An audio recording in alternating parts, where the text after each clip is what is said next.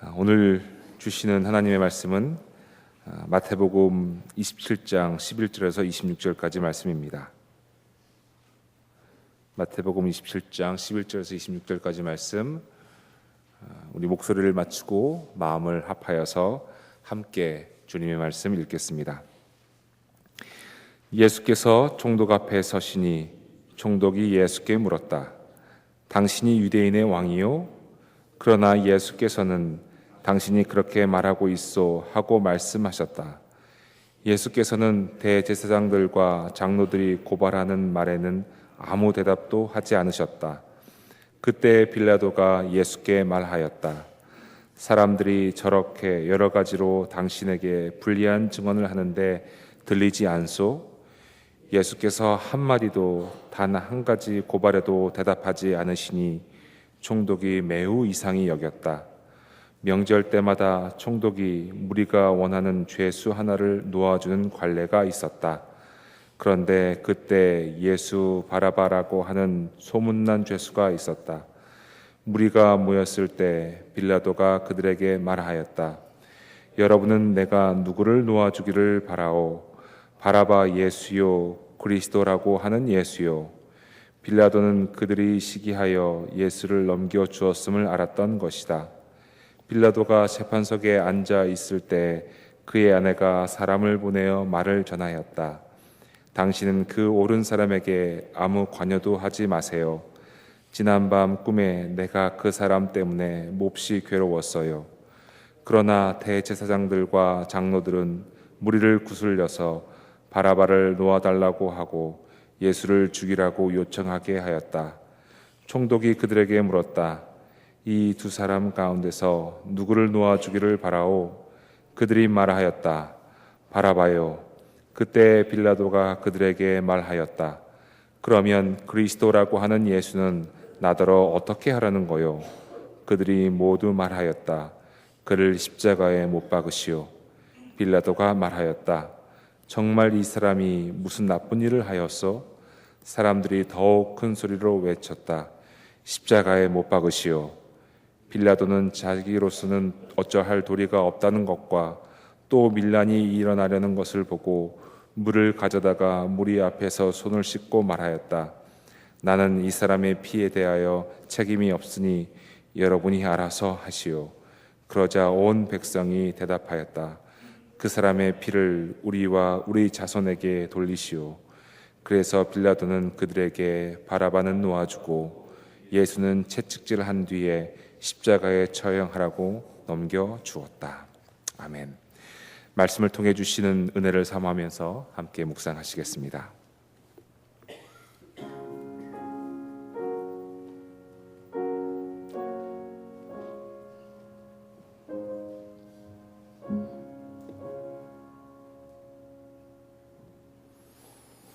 이 아침에도 새벽을 깨우고 나오신 모든 교우님들에게 주의 은혜가 함께하기를 바랍니다. 이제 총독 관저에서 재판이 시작이 됩니다. 당시 총독은 우리가 잘 아는 대로 본디오 빌라도였습니다. 그는 주후 26년부터 36년까지 유다 총독으로 재임을 했지요. 유대 역사가 요세푸스의 기록에 의하면 빌라도는 정치적 야심이 매우 큰 사람이었습니다. 그는 가장 통치하기 어려웠던 민족인 유다 백성을 잘 길들여서 로마 황제의 눈에 들어 마침내 황실로 불려갈 것을 꿈꾸었고요. 그리고 그렇게 해서 결국은 로마 황제가 될 그런 꿈을 가지고 살았습니다. 그래서 로마 황실이 좋아하는 일이면 무엇이든지 할 마음을 가지고 있었지요. 대제사장은 산헤드린의 의결을 따라서 빌라도에게 예수님을 고발합니다. 메시아 즉 유대인의 왕으로 자처했다 하는 그런 죄였습니다. 그렇긴 하지만 빌라도는 정황을 어느 정도 알고 있었습니다. 그래서 적당히 해서 예수를 방면해 주려고 했지요. 하지만 일단 자신에게 고소가 되었기 때문에 형식적으로라도 재판 절차를 진행해야 했습니다. 그는 예수님에게 확인합니다. 당신이 저 사람들이 고발하는 대로 유대인의 왕이요. 그러자 예수께서는 당신이 그렇게 말하고 있어. 그렇게 대답하십니다. 가야바에게 대답한 것과 똑같은 대답이지요. 듣는 사람에 따라서 긍정적으로도 해석할 수 있고 부정적으로도 해석할 수 있는 말입니다. 나는 그렇게 말한 적이 없지만 내 말에도 일리는 있다, 그런 뜻입니다. 그 대답을 듣고 대제사장들과 장로들은 소리를 질러 예수님을 고발합니다. 그처럼 애매모호한 대답 가지고는 사형 판결을 만들어 얻어낼 수 없기 때문이지요. 그들은 예수님이 스스로 유대인의 왕이라고 했고 정치적인 반란을 꿈꾸었다고 여러 가지 증거로서 그들을 예수님을 고발을 합니다. 얼토당토하는 그런 고소였습니다마는 예수님은 아무런 대꾸도 하지 않습니다. 대꾸할 필요가 없었지요. 그 자리에서 자신을 변호한들 상황이 뒤집어질 것도 아니고 주님은 또한 이미 하나님의 뜻대로 그 모든 것을 받으실 준비를 끝냈기 때문입니다. 그것이 빌라도에게는 아주 이상해 보였던가 봅니다. 빌라도가 예수님에게 묻지요. 사람들이 저렇게 여러 가지로 당신에게 불리한 증언을 하는데 당신에겐 들리지 않소. 하지만 주님은 빌라도의 질문에도 묵묵부답이십니다. 빌라도는 난처했을 것입니다. 자신이 지금 아주 이상한 일에 말려들어 있다는 사실을 깨달았겠지요. 만일 예수님이 유대인의 왕으로 자처하고 문제를 일으켰다면 전국 곳곳에 심어둔 정보원으로부터 먼저 정보가 왔을 것입니다. 빌라도는 예수님에 대한 그런 정보를 받은 적이 없는 거지요. 그런데 유대 지도자들이 그를 끌고 와서 정치적인 반란을 꾀했으니 처형해달라고 요청하는 겁니다. 빌라도는 뭔가 분명히 다른 이유가 있음을 알아챘습니다. 그는 이 일에 말려들고 싶지 않았습니다. 정치적인 감각이 뛰어났던 빌라도는 그 순간 빠르게 머리를 회전시키면서 묘수를 찾았겠죠. 역시 기가 막힌 묘수가 떠올랐습니다. 빌라도는 유대인들이 지키는 명절 때마다 그들이 원하는 죄수를 놓아주곤 했습니다. 오늘날로 따지면 광복절 특사라 해서 사면하는 그런 일과 마찬가지입니다. 빌라도는 예수님하고 지금 사람들이 두려워하는 죄인하고 두 사람을 세워서 고르게 하면 분명히 예수를 택할 거다, 그렇게 생각을 한 것이지요. 당시의 유대 군중에게 매우 악명 높았던 예수 바라바라고 하는 그런 죄수가 있습니다. 예수라고 하는 이름은 여호수아라는 이름이기 때문에 유대인들에게 아주 흔한 이름이었죠. 바라바는 이게 이름이 아니라 아바의 아들이라는 그런 뜻입니다. 예수님도 바 요셉, 당시에 많은 유대인들이 자신의 이름으로 불리기보다는 아버지의 이름을 따서 바 요나, 요나의 아들, 바 요셉, 요셉의 아들 이렇게 했기 때문에 아바의 아들 예수, 그런 뜻이 되는 거지요. 그가 무슨 죄를 저질렀는지는 알 수 없습니다. 다만 유대 군중에게는 별로 인기가 없던 사람이었을 것입니다. 빌라도는 군중에게 둘 중 하나를 선택하라고 제안했고 군중은 이제 수군거리기 시작을 합니다. 군중이 수군거리면서 뜻을 모으는 동안에 빌라도의 아내가 전갈을 보내왔습니다. 그 전갈의 내용은 당신은 그 옳은 사람에게 아무 관여도 하지 마시오. 지난밤 꿈에 내가 그 사람 때문에 몹시 괴로웠어. 그렇게 전갈을 하지요. 빌라도는 그 전갈을 받고 고개를 끄덕였겠지요. 나도 그렇게 느끼고 있다, 이제 그런 생각을 한 겁니다. 그는 자신의 꼼수가 통할 것이라고 기대를 했습니다. 악명 높은 바라바를 달라고 할 리가 없다고 생각을 했습니다. 드디어 군중이 합의를 끝내고 빌라도를 바라봅니다. 빌라도가 당신들은 누구를 원하는가? 라고 묻자 일제히 바라바요 라고 대답을 합니다. 그 사이에 대제사장들과 장로들이 무리를 설득한 것입니다. 빌라도는 어이가 없어서 다시 묻지요. 그러면 그리스도라고 하는 이 예수는 나더러 어떻게 하라는 거요? 그러자 그들이 한 목소리로 부르짖습니다. 그가 정치적인 반란을 꾀했으면 당연히 십자가에 못 박아지요. 못 박아야 합니다. 그런 뜻이지요. 빌라도는 정말 이 사람이 무슨 나쁜 일을 하였소? 라고 다시 한번 묻지요. 그러자 군중은 막무가내로 십자가에 못 박으라고 그렇게 소리를 칩니다. 빌라도는 예수님을 넘겨주는 수밖에 없다고 생각을 했지요. 잘못하면 이게 걷잡을 수 없이 없는 소요가 일어날 것 같은 불안감을 느꼈습니다. 빌라도는 물을 한 대접 떠다가 사람들 앞에서 손을 씻으면서 나는 이 사람의 피에 대해서 아무 책임이 없으니 여러분이 알아서 하시오 하고 물러섭니다. 그래서 온 백성이 대답하기를 그 사람의 피를 우리와 우리 자손에게 돌리시오라고 얘기를 합니다. 결국 빌라도는 무리의 요청에 따라서 바라바를 방면해주고 예수님을 사형에 처하도록 재가를 하지요. 지난 2000년 동안 빌라도에 대한 변호가 꾸준히 제기되어 왔습니다. 저도 처음 복음서를 철들고 진지하게 읽기 시작할 때부터 복음서의 그 예수님의 재판 과정을 읽으면서 빌라도가 무슨 잘못을 했나 그런 생각, 그런 동정심을 느꼈던 것이 기억이 납니다. 빌라도에 대한 동정심으로 인해서 쓰여진 소설도 많지요. 문학적인 상상력을 자극하기에 기가 막힌 소재가 바로 빌라도입니다. 지금 브래드 피트라고 하는 미남 배우가 주연을 한 그 빌라도라고 하는 영화가 또 준비되고 있다고 하지요. 얼마 후에 개봉이 될 텐데요. 그것도 분명히 빌라도를 변호하는, 빌라도로서는 어쩔 수 없었던 그런 인간적인 고뇌를 그렸을 것이라고 추정을 합니다. 복음서에 그려진 빌라도만 보면 빌라도는 할 만큼 했다는 생각을 하게 되지요. 하지만 빌라도가 어떤 인물이었는지를 알고 나면 그러한 동정론에 문제가 있음을 알게 됩니다. 유대 역사가 요세푸스는 빌라도에 대해서 몇 가지 기록을 남겼습니다. 앞에서도 언급했지만 빌라도는 정치적인 목적을 이루기 위해서는 무엇이든지 하는 사람이었습니다. 겉으로는 명분을 내세우면서 속에서는 모든 것을 정치적인 이해로만 계산하는 그런 정치꾼들과 전혀 다를 바가 없었던 사람입니다. 유대 총독으로 재임하는 동안 큰 공을 세우기 위해서 몇 가지 그 무리수를 두고 그로 인해서 문제를 일으키기도 했습니다. 그는 진리나 정의 같은 것에 대해서는 관심이 없었습니다. 오직 자신의 정치적인 이익만을 위해서 선택하고 결정을 했지요. 예수님을 재판하는 자리에서도 빌라도는 마치 예수님을 보호하려는 것 같습니다. 하지만 실은 자신의 정치적인 이익을 보호하려고 발버둥 친 것입니다. 빌라도에게는 죄 없는 사람 하나 죽이고 살리는 것은 아무 일도 아니었습니다.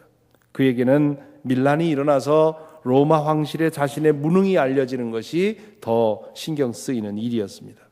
만일 그에게 진리 혹은 정의에 대한 배려가 어느 정도라도 있었다면 그는 자신의 권력으로 얼마든지 예수를 살리고 남았을 것입니다.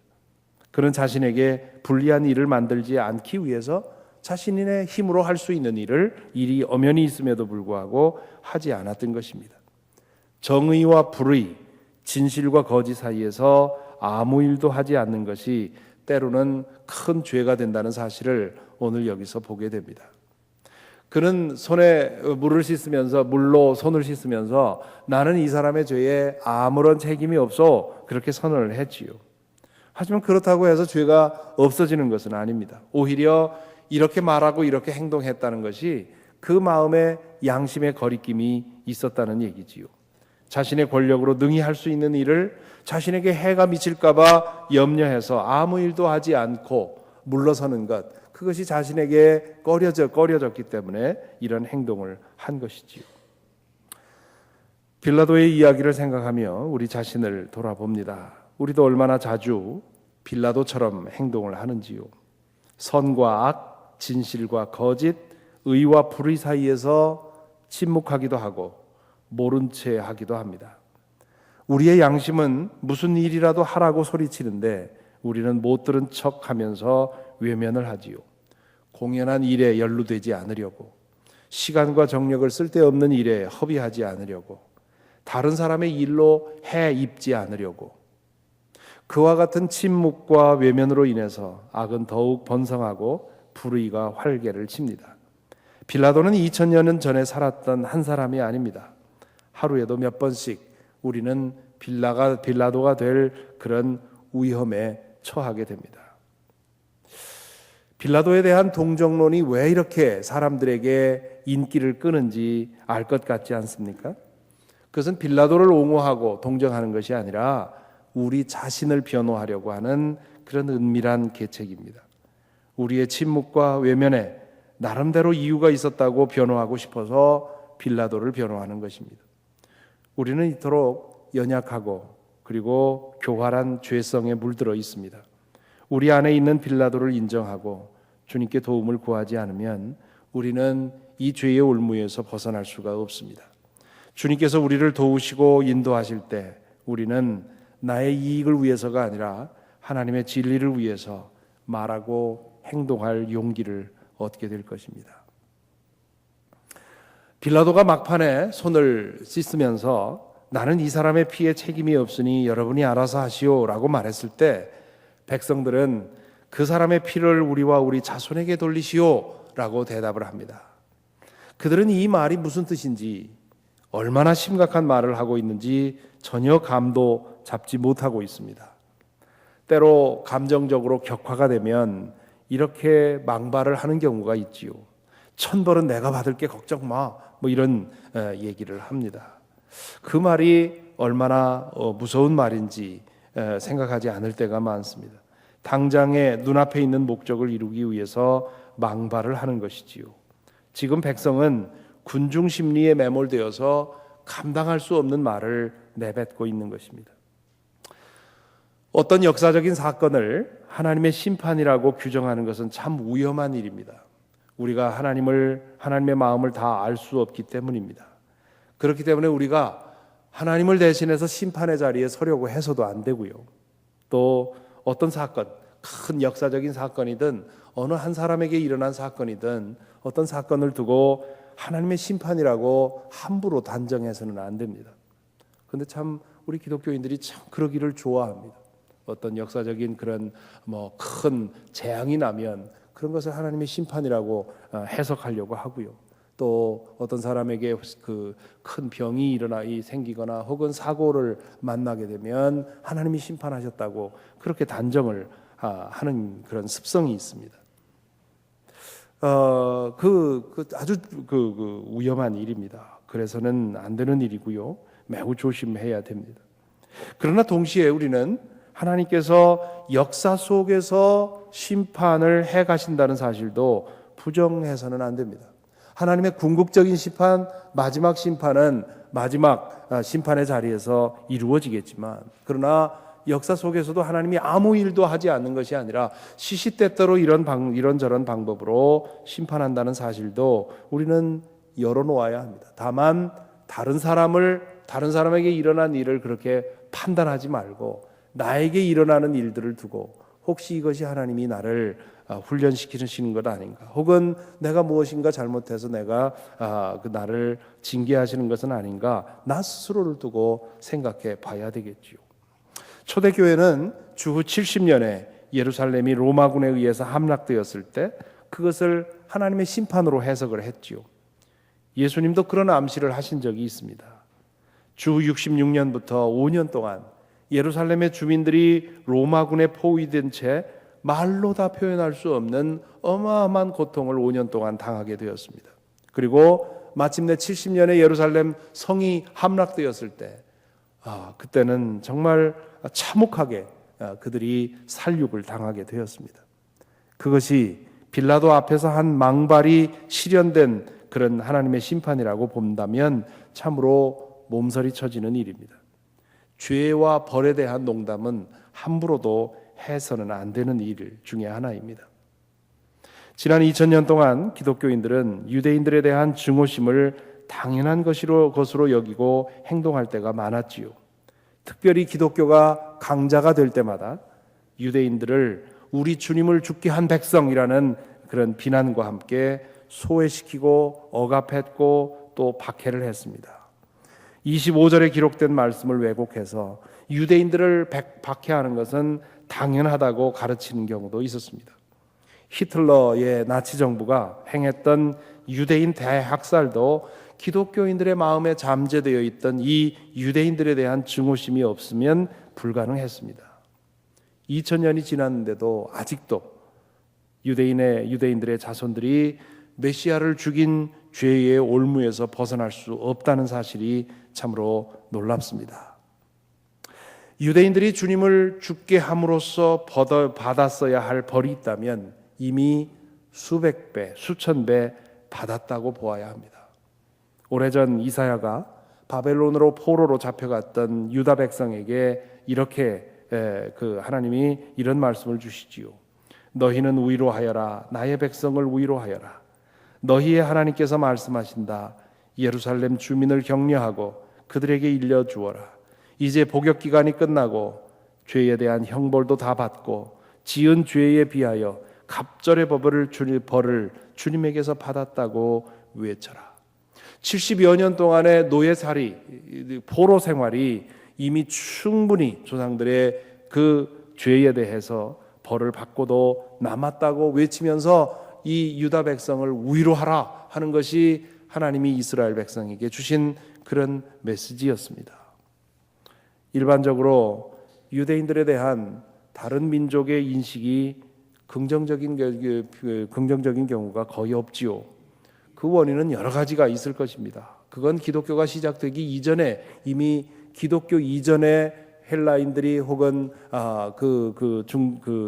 유럽 사람들이 쓴 글을 보면 기독교가 예수님이 돌아가시기 이전에도 유대인들은 가는 곳마다 그 지역 주민들에게 여러 가지 미움을 샀던 것을 보게 됩니다.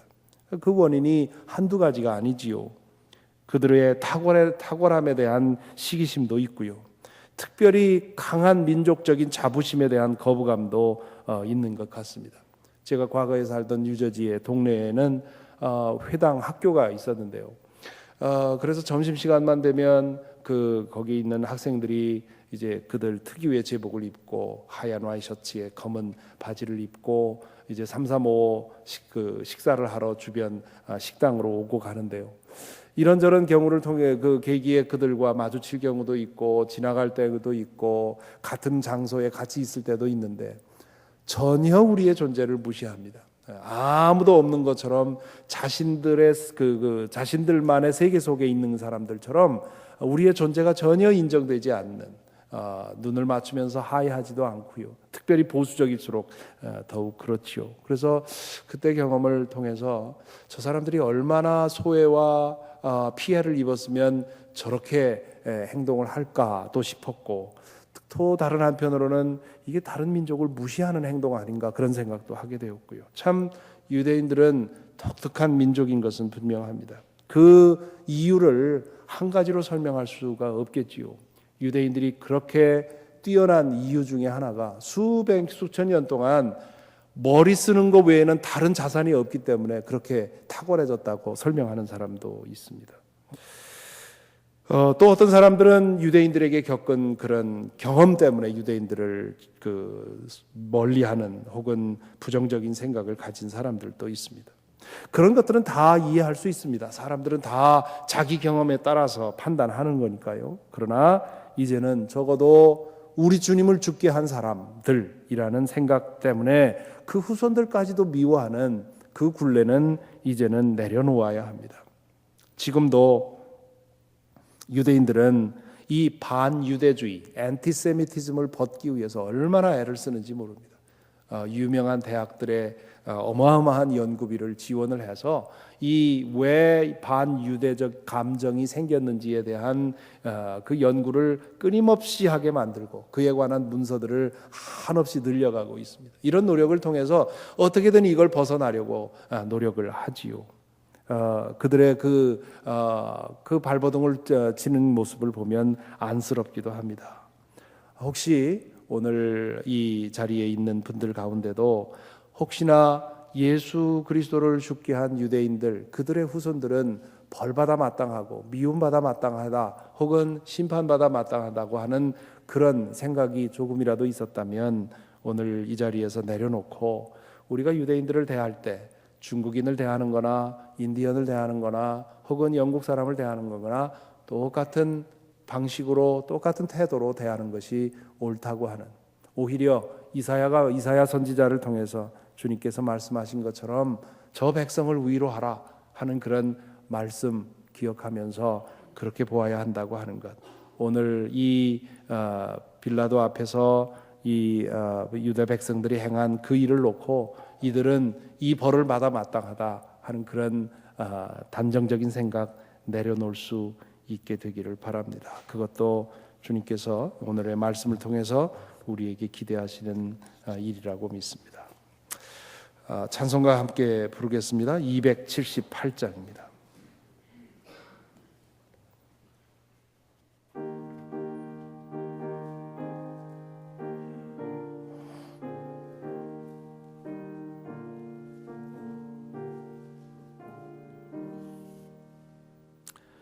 여러 해 동안 주 떠나 세상 연락을 즐기고 저 흉악한 죄에 빠져서 준예를 잊었네. 오 사랑의 예수님, 내 맘을 곧엽니다. 곧 들어와 나와 동거하며 내 생명이 되소서. 죄악에 죽을 인생을 심히 불쌍히 여기사 저 하늘의 영광 버리고 이 세상에 오셨네. 오 사랑의 예수님, 내 맘을 곧엽니다. 곧 들어와 나와 함께하며 내 생명이 되소서. 홍포를 입은 구주는 가시면류관 쓰시고 저 십자가 높이 달리사 그 아픔을 참았네. 오 사랑의 예수님, 내 맘을 곧엽니다. 곧 들어와 나와 함께하며 내 생명이 되소서. 미련하니 우리 인생은 주의 공로를 모르고 그 쓸쓸한 사막 가운데 늘 헤매고 다녔네. 오 사랑의 예수님,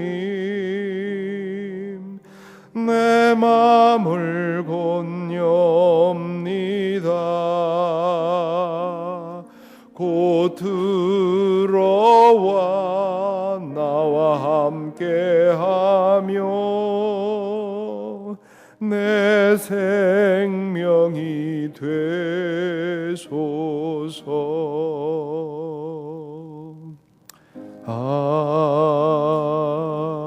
아멘. 기도하겠습니다.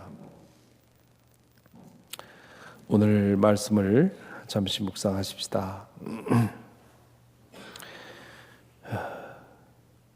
빌라도의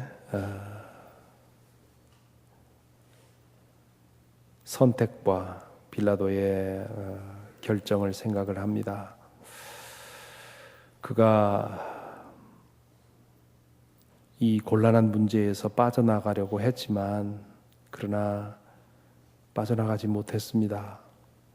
그가 할 일을 했어야만 그를 책임을 면할 수 있었을 텐데 아무런 행동도 하지 않고 자신의 이득을 지키려고 행동함으로 인해서 그는 결국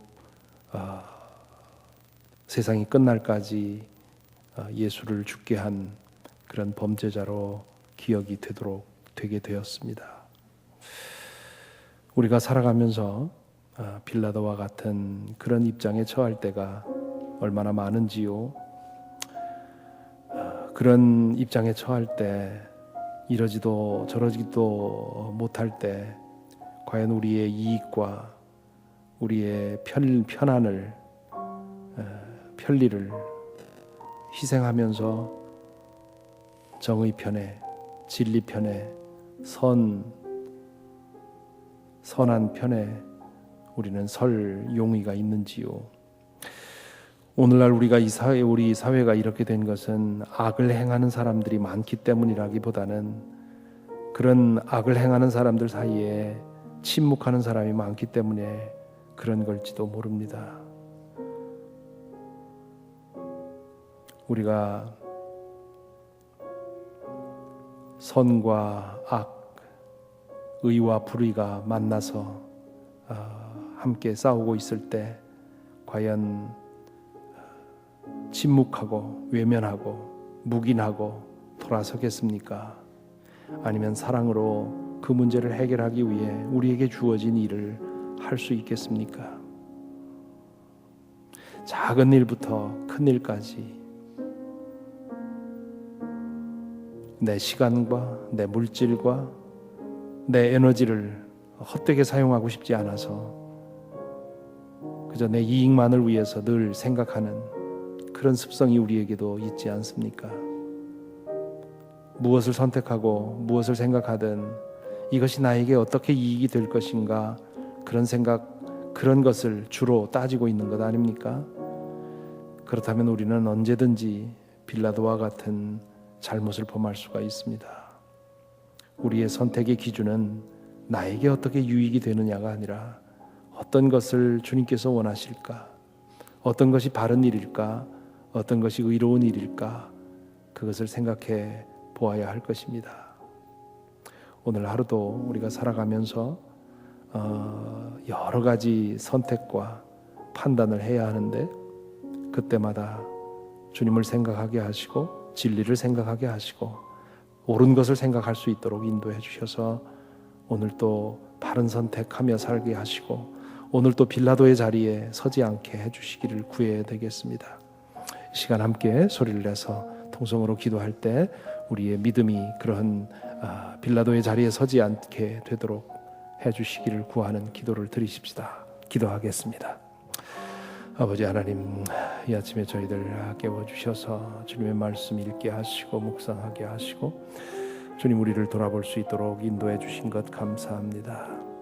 주님, 빌라도가 2000년 전에 있었던 한 사람이 아니라 내가 하루에도 수없이 빌라도의 이 자리에 설 수 있음을 이 시간 깨달으며 주님 앞에 기도합니다. 오 주님, 나의 판단과 선택의 기준이 나의 이익이 되지 않도록 우리를 붙들어 주시고 인도하여 주옵소서. 주님을 믿고 주님을 따르는 저희입니다. 주님이여, 저희의 관심사가, 저희의 목적이 주님의 나라가 되게 하시고 주님 뜻 되게 하시고 선과 의가 될 수 있도록 주님 인도하여 주시옵소서. 그리하여 주님, 우리가 살아가면서 선택하고 판단할 때마다 바른 선택할 수 있도록 인도하여 주시옵시고 진리의 편에, 정의의 편에, 선의 편에 설 수 있는 용기와 힘을 가질 수 있도록 주님 인도하여 주옵소서. 우리 자신의 능력으로는 주님 행할 수가 없는 일입니다. 주여, 저희들에게 늘 인도하여 주시고 저희를 감동시켜 주시며 성령의 능력으로 인도하여 주셔서 이 길을 온전히 갈 수 있도록 주님 인도하여 주시옵소서. 오늘 우리가 함께 함께 드릴 기도의 제목은 우리 선교사님들을 위해 기도하게 하기를 바랍니다. 멕시코 김승석 선교사님 그리고 김종희 선교사님 나다니엘 센터의 증축 과정 이제 마무리 과정에 있는데요. 위에서 기도해 주시고 또한 그곳에서 일하는 우리 직원들 여럿 있고요. 또 아이들 공부하는 아이들이 있습니다. 이 모든 일들을 붙들어 주시기를 위해 기도하고요. 또 7월 달에 아직 시간이 있지만 7월 달에 많은 교우들이 이제 봉헌 예배를 하기 위해서 가게 되는데 이 모든 과정을 주님께서 지켜 주시기를 위해서 기도해 주시고요. 4월에 있을 거북이 마라톤 내도 주님께서 은혜 주시기를 구하십시다. 남아공에서 선교하고 있는 장용석, 강준희 권사님 부부 위해서 기도해 주시고요. 새롭게 이제 처음부터 시작하는 그 사역을 붙들어 주시고 두 분의 건강을 지켜 주시기를 위해서 기도하십시다. 탄자니아의 박윤석 선교사님, 그 탄자니아의 학교도 역시 7월 달에 완공을 하게 됩니다. 탄자니아의 사역도 위에서 기도해 주시고요. 또 니카라구아 전구 선교사님을 기억해 주시기를 바랍니다. 그 외에도 우리 각자 기억하는 선교사님들이 있을 것입니다. 그들을 위해서 기도해 주시고 또 우리 자신도 선교사로서 매일매일 살아갈 수 있도록 우리 자신의 선교적인 책임도 기억하며 이 시간 함께 기도하겠습니다. 아버지 하나님, 우리의 마음속에 주의 나라를 품게 하여 주시옵시고 어려움 당하는 이 민족들을 품게 하여 주시어서 그들을 향해 복음을 전할 수 있도록 인도해 주신 것 감사를 드립니다. 아버지 하나님, 우리가 이렇게 기도로 돕고 물질로 돕지만 그러나 생애를 바쳐서 주님 선교지에서 헌신하는 당신의 귀한 종들이 있습니다. 나다니엘 센터의 김승석, 김종희 선교사 부부를 위해 기도합니다. 아버지 하나님, 저들 붙들어 주시옵시고 저들과 함께 일하는 모든 직원들을 잡아주셔서 나다니엘 센터가 그 지역에 하나님의 선물로서 주님 주의 빛을 환하게 드러낼 수 있도록 인도하여 주옵소서. 강준희 권사님, 장용숙 권사님을 위해 기도합니다. 아버지 하나님, 당신의 종들을 붙들어 주시옵시고 특별히 건강을 지켜주시며 그들의 영성을 지켜주셔서 아버지 하나님, 새롭게 일을 시작하며 선교의 사역을 꿈꾸어 나갈 때 주님께서 매일매일 그들의 길잡이가 되어 주시고 인도자가 되어 주시옵소서. 박윤석 선교사님을 기억합니다. 전구 선교사님을 기억합니다. 주님이여, 저들의 하는 일을 지켜주시옵시고 손대는 모든 일마다 주님 경고케 하여 주시옵시며 저들을 통해서 하나님의 그 영광이 그 땅에 드러날 수 있도록 인도하여 주시옵소서. 오늘 이 시간에도 세계 곳곳에서 주님의 말씀을 들고 주님의 그 사랑을 들고 헌신하는 선교사들을 기억합니다. 아버지 하나님, 그 모든 이들을 주님께서 붙들어 주시고 그 곳곳에서 하는 모든 그 사역을 인도해 주셔서 하나님의 영광만이 드러날 수 있도록 인도하여 주옵소서. 오 주님, 저희들이 또한 이곳에 세워진 선교사임을 믿습니다. 오늘 하루도 우리가 행하는 모든 일을 통해서 주의 복음 드러날 수 있도록 인도하여 주시고 하나님 살아계심이 드러날 수 있도록 인도하여 주옵소서.